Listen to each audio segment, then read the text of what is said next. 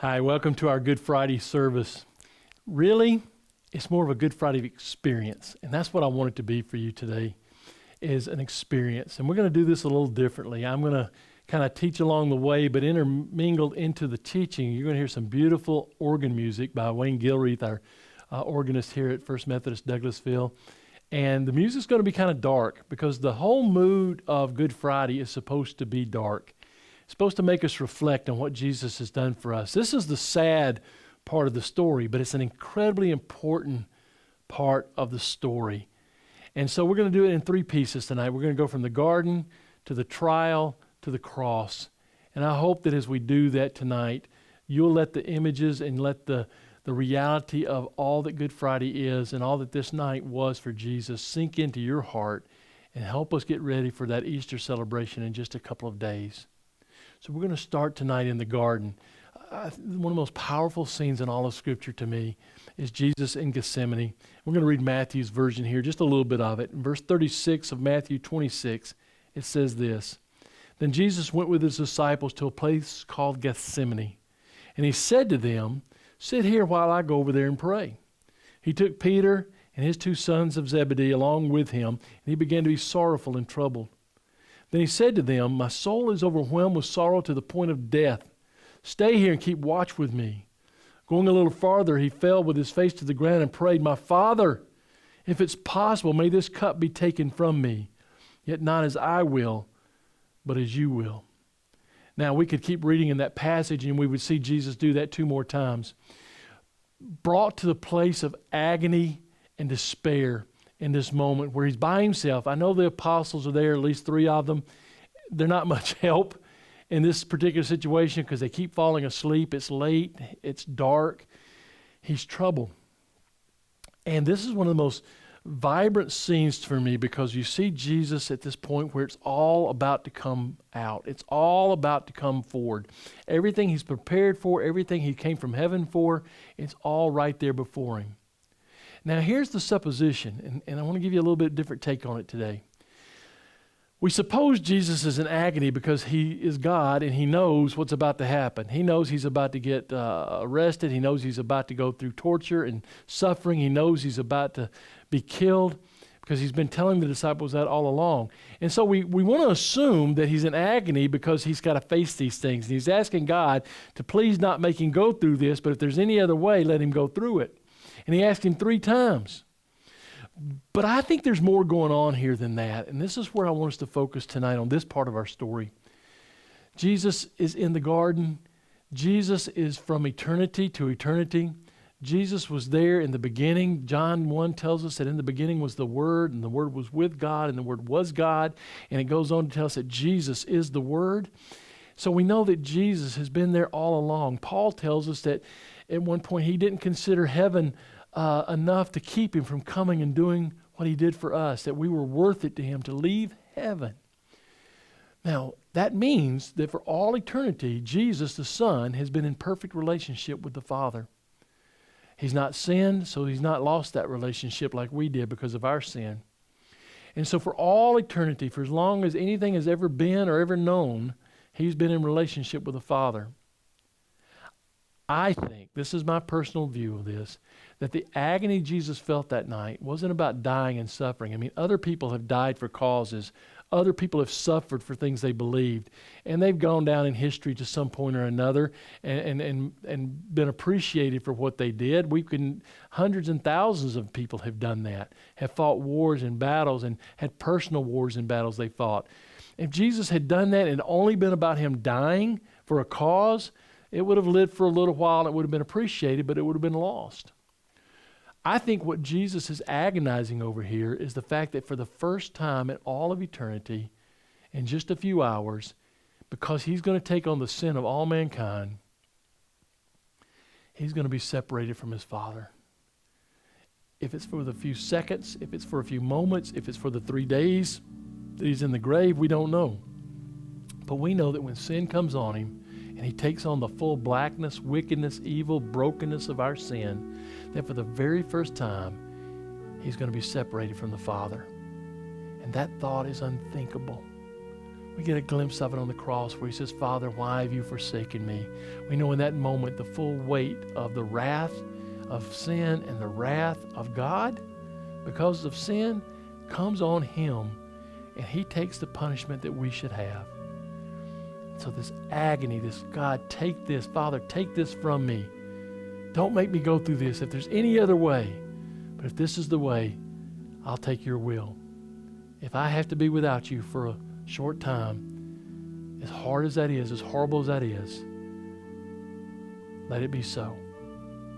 That's the agony of the garden for me.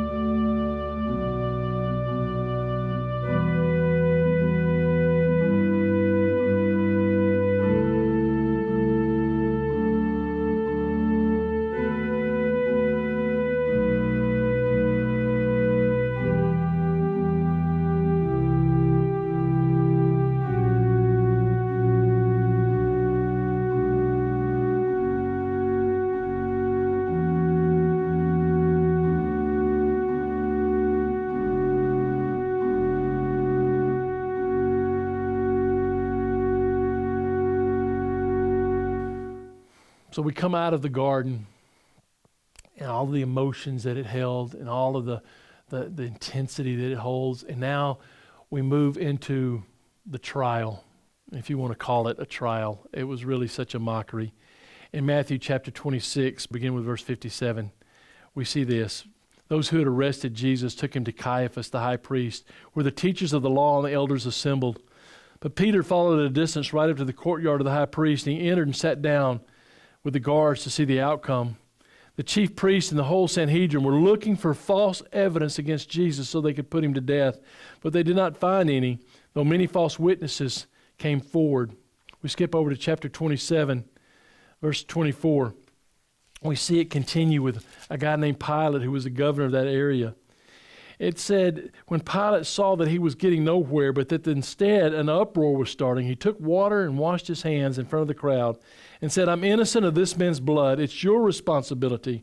And all the people answered, his blood is on us and on our children. So this trial, if you want to call it that, was really absolutely a mockery. It was illegal. They did it at night. They did it without due process. They did it in a way that went against their own laws. It went against the laws of Rome. They were determined they were going to get this man crucified one way or another. And they knew if they started enough trouble that an insecure governor and Pilate would bend to their will. And so they began to pour this thing out. They began to drum up and pay off false witnesses. Can you imagine how horrible that is? You've got no chance of winning this thing if you wanted to. You've got no chance of having the truth come out. There's no truth in this at all. You are completely being railroaded in this moment, and you know it's happening, and you have to let it happen. And Jesus, for the most part, stays silent through the whole thing, through the torture, through the accusations, through the humiliation, through them spitting on him, through them slapping him, putting the crown of thorns on him. All of these things that went on during this trial and during the pre-cross moments, all the lies, and all of it had to be allowed. He had to stop and just let it happen because the prophecies had to be fulfilled. For him to be the full payment of our sin, the full sacrifice had to go forward. And he had to move toward the cursed cross to become that curse for us that was sin. So he literally is preparing himself to become sin so that he could nail it to that tree and pay the price for that. So here in this trial, all the lies, all the injustice, all the brokenness, he quietly takes and goes through it, knowing where he's headed, knowing, as Hebrews says, for the joy set before him, he endured the cross. He endured all of this because we were the thing before him.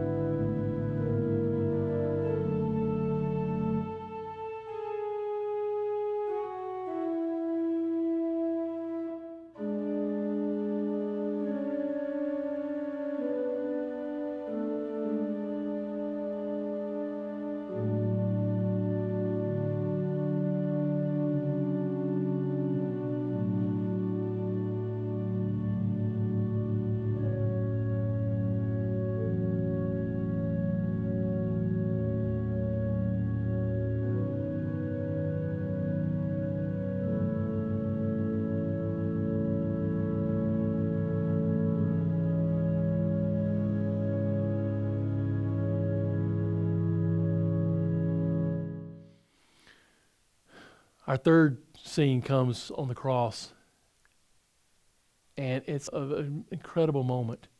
It's dark, it's depressing, it's horrible, it's horrifying, it's graphic, it's grotesque, it's awful. He's hanging and nailed to a tree so that he could pay for our sins. And we pick up that in chapter 27, verse 45 of Matthew. It says, from noon until 3 in the afternoon, darkness came over all the land. About 3 in the afternoon, Jesus cried out in a loud voice, Eli, Eli, lema sabachthani, which means, my God, why have you forsaken me? That was exactly what he was worried about in the garden. When some of those standing there heard this, they said, he's calling Elijah. Immediately, one of them ran and got a sponge. He filled it with wine vinegar, put it on a staff, and offered it to Jesus to drink. The rest said, now, leave him alone. Let's see if Elijah comes to save him. And when Jesus had cried out in a loud voice again, he gave up his spirit. At that moment, the curtain of the temple was torn in two from top to bottom. The earth shook, the rocks split, the tombs broke open. The bodies of many holy people who had been raised to life were raised to life. They came out of the tombs after Jesus' resurrection and went into the holy city and appeared to many people. When the centurion and those with him who were guarding Jesus saw the earthquake and all that happened, they were terrified and exclaimed, surely he was the Son of God. This final scene where Jesus is on the cross, and we can go back in our memories and put some of the different versions of it together in the whole scene from the different gospel writers.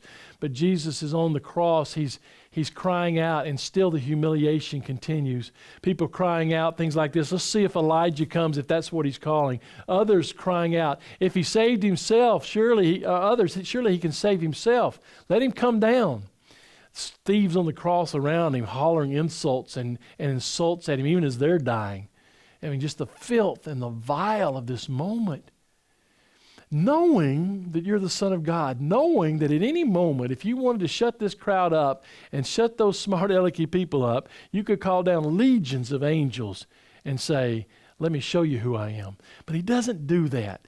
The discipline of Jesus to go all the way through this thing, again, back to the garden, the fullness of the weight of that moment, knowing that at this moment, he is facing sin head on. He's facing the evil one eye to eye, nose to nose. He's facing the reality that as the blackness and the horror and the brokenness of sin starts to come onto him, he feels the full terror and measure of being separated from the Father. And when he cries out in his last words, it is finished.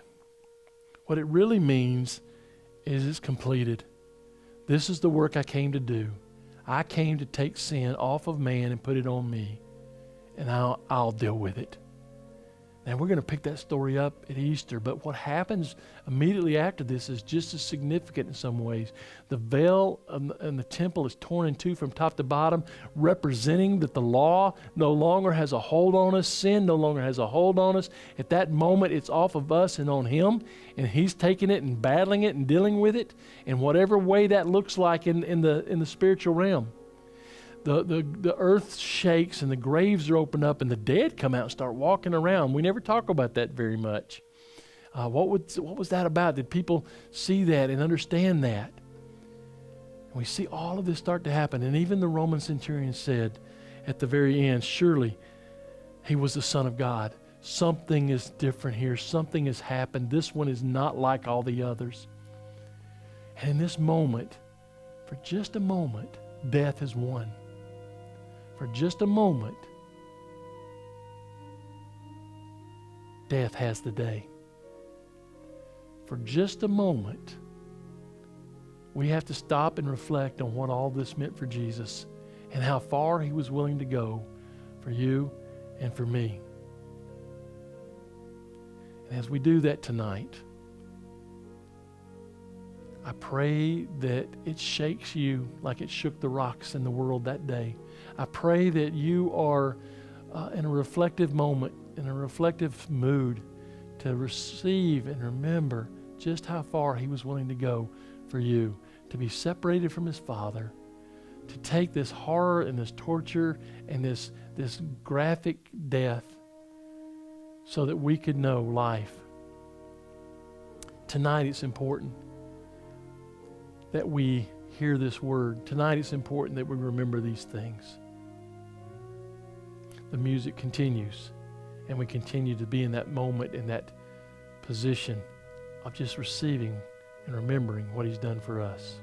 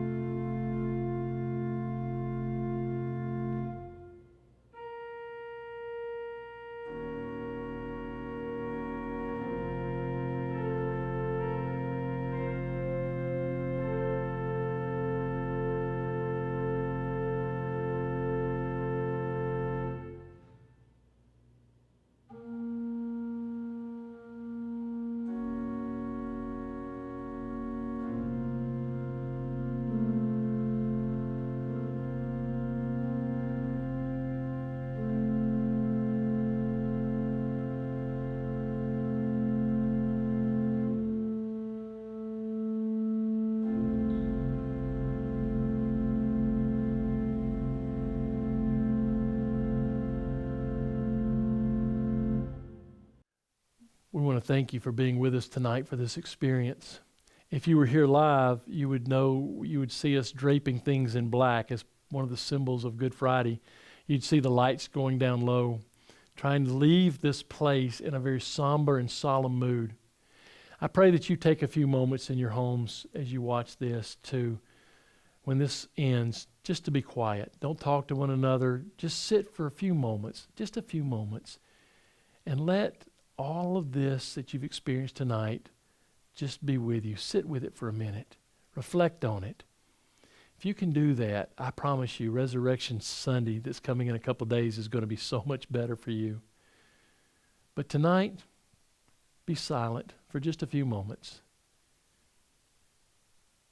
And we wish you a very solemn Good Friday, and we look forward to a very glorious resurrection morning. Be blessed.